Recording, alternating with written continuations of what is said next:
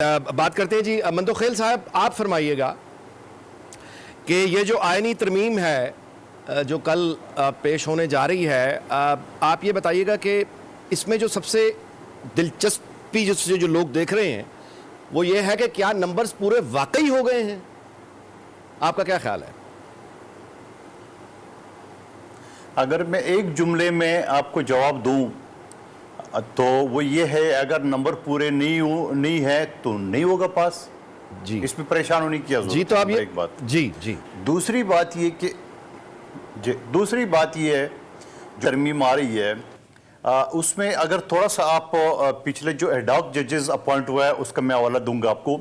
आइन के आर्टिकल 177 में ये कहता है कि कोई जज जो हाई कोर्ट का जो 5 साल से वहां मौजूद हो या एक वकील जिसकी 15 साल एक्सपीरियंस हो यानी इसकी प्रैक्टिस हो, वो सुप्रीम कोर्ट का जज डायरेक्ट बन सकता है।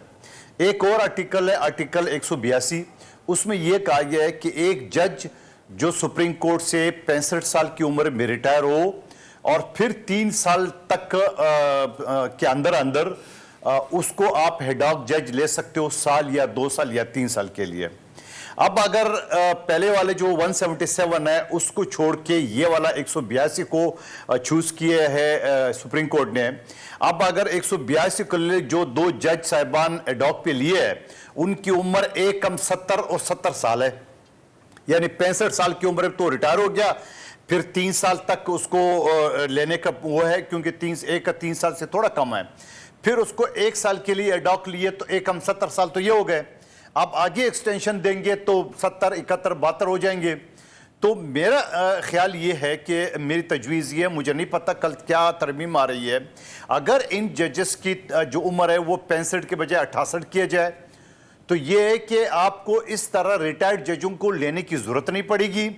वकील तो आप ले नहीं रहे हो, हाई कोर्ट में आप कहते हैं कि जजेस कम है,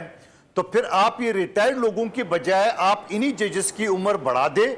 जो आपने कल इसको रिटायरमेंट के बाद फिर से एडॉक में लेना है, तो उसकी अगर एज बढ़ा दे 68 तक, तो ये कम से कम अगले 3 साल तक आप कोई जज रिटायर नहीं होगा सुप्रीम कोर्ट का, तो आपके पास ये कम से कम ये कमी पूरी हो जाएगी। अब आपका सवाल ये होगा ऑटोमेटिकली जो आपने किया नहीं, और मेरा अंदाजा है कि आप करेंगे कि इसी हिसाब से तो जस्टिस मंसूर अली शाह साहब सुप्रीम कोर्ट का चीफ जस्टिस नहीं बनेगा। हाँ, बिल्कुल बात दुरुस्त है,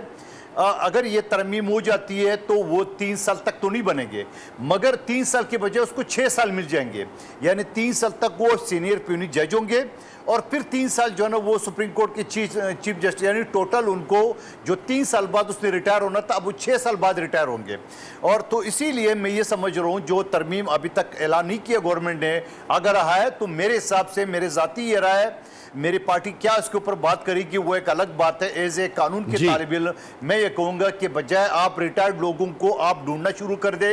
और फिर मैं ये भी नहीं कहूँगा कि वो पसंद नापसंद भी यकीनन होंगे, तो इससे बेहतर है कि मौजूदा जजेस की आप एज बढ़ा दे तो आपको अगला 3 साल तक जो है ना ये कमी महसूस नहीं होगी।